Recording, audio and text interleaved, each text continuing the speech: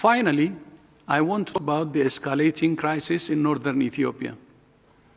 As an Ethiopian from Tigray, this crisis affects me personally. But today, I'm speaking as the Director General of the World Health Organization. After 11 months of conflict, the humanitarian crisis in northern Ethiopia is growing worse by the day. Up to 7 million people are in urgent need of food and other aid across Tigray, Amhara, and Afar. Tigray, with an estimated population of 6 million people, has now been under a de facto blockade for almost a year.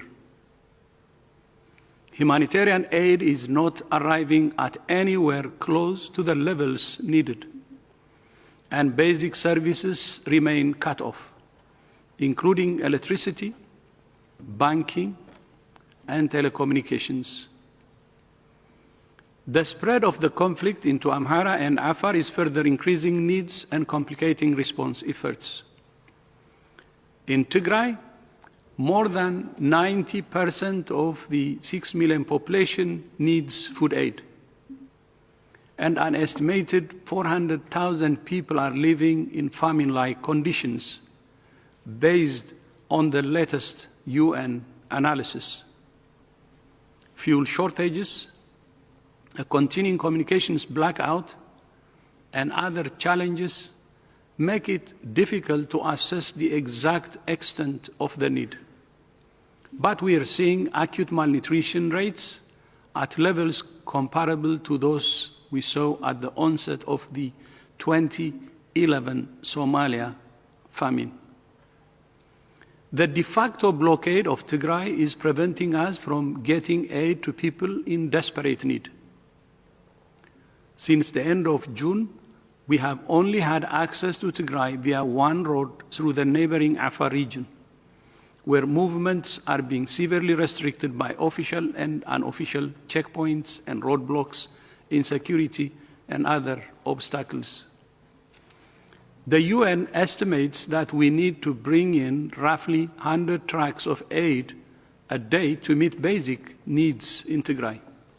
But since July, the UN has only been able to move 10% of this into Tigray. The conflict has devastated Tigray's healthcare system, and no supplies of medicine have been allowed into the region since July. Just a fraction of health facilities in Tigray remain operational due to a lack of fuel and supplies. People with chronic illnesses are dying due to lack of both food and medicine. Nearly 200,000 children have gone without critical vaccinations. When people do not have enough food, they are more susceptible to deadly diseases as well as the threat of starvation, and that's what we are now seeing in Tigray. WHO will continue to do everything we can to provide essential life-saving support to all those affected by this crisis. WHO and our partners ask for unfettered access to the affected regions. The lives of millions of people are at stake.